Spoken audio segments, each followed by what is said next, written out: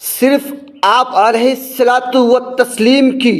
ولادت کی خوشی منانا ہی باعث نجات نہیں، کوئی آدمی حق ادا نہیں کر سکتا۔ اب دیکھیے، حضور علیہ الصلاۃ والتسلیم کے نام پر، حضور کے ذکر پر تین چیزیں سامنے آتی ہے۔ ایک ہے میلاد، ایک ہے نبی کی سیرت، اور ایک ہے پیغمبر کی تعریف۔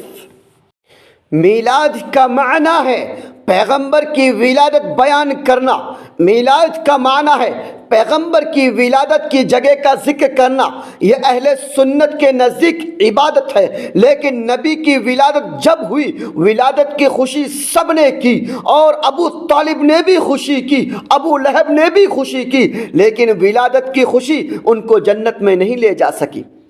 اور دوسری چیز ہے نبی کی تعریف کرنا۔ اب دیکھیے، حضور کی تعریف ابو طالب نے بھی کی، حضور کی تعریف ابو لہب نے بھی کی۔ فرمایا، بھتیجے تیرا دین ساری دنیا کے دینوں کا سردار ہے۔ وہ ابو طالب نبی کی شان میں کہتا ہے، اے بھتیجے تیرا چہرہ اتنا حسین ہے، تیرے چہرے کی بدولت آسمانوں سے بارش آتی ہے، تیرا چہرہ اتنا حسین ہے، یتیموں کا آسرا ہے اور بیواؤں کا سہارا ہے۔ میرے بھائیوں، یہ ابو طالب نے خوشی منائی، نبی کی تعریف بھی کی، نبی کی شان میں قصیدہ بھی پڑھتا ہے، اور یہ ابو طالب قریش نسل ہے، یہ ابو طالب کعبہ میں رہنے والا ہے، نبی کا چہرہ دیکھنے والا ہے۔ ابو طالب، جب اسی ابو طالب کے سرانے پیغمبر علیہ الصلاۃ والتسلیم نے کھڑے ہو کر فرمایا اس کی وفات کے وقت، اے چچا میرا کہنا مان لے، چچا میری سیرت کو اپنا لے،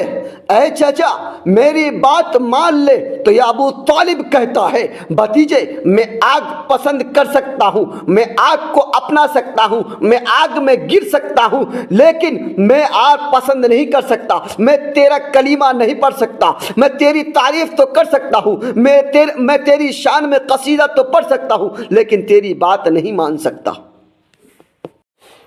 توجہ کریں، یہ ابو طالب جس نے نبی کی ولادت پر خوشی منائی تھی، وہ ابو طالب جس نے نبی کی شان میں قصیدہ پڑھا تھا، وہ ابو طالب جو نبی کی تعریف کرتا تھا، وہ ابو طالب جو نبی کا چہرہ دیکھتا تھا، وہ ابو طالب جو کعبہ کی زیارت کرتا تھا، وہ ابو طالب جو نبی کو سینے سے لگاتا تھا، وہ ابو طالب جو نبی کا سگا چچا تھا۔ اس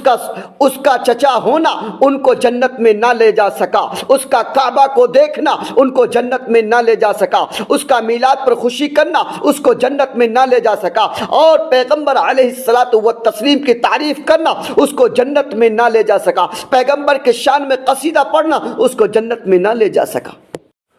وہ ابو طالب میلاد پر خوشی کرتا ہے، وہ ابو طالب نبی کو سینے سے لگاتا ہے، وہ ابو طالب پیغمبر کا چہرہ دیکھ کر خوش ہوتا ہے، وہ ابو طالب کعبے کی زیارت کرتا ہے، وہ ابو طالب نبی کا حقیقی رشتہ دار ہے، لیکن چونکہ اس نے ان دونوں چیزوں کے ساتھ ایک تیسری چیز نبی کی سیرت کو نہیں اپنایا، نبی کی سیرت کو سینے سے نہیں لگایا، نبی کی سیرت کا اقرار نہیں کیا،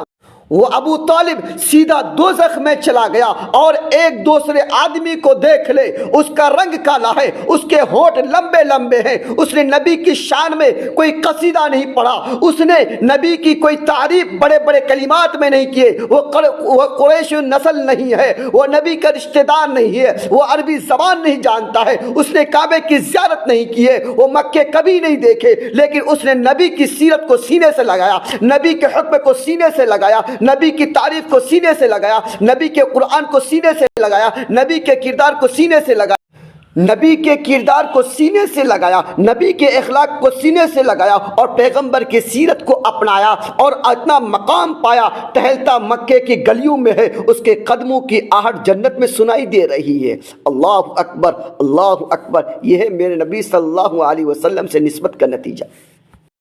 اب دیکھیے، ابو طالب ہے نبی کا سگا چچا، تعریف کرتا ہے، پیغمبر کی تعریف کرنا جنت میں نہیں لے جا سکا۔ اگر تعریف کرنے سے جنت میں کوئی آدمی جاتا ہے تو دنیا کا کون سا آدمی ہے جس نے میرے نبی صلی اللہ علیہ وسلم کی تعریف نہیں کی؟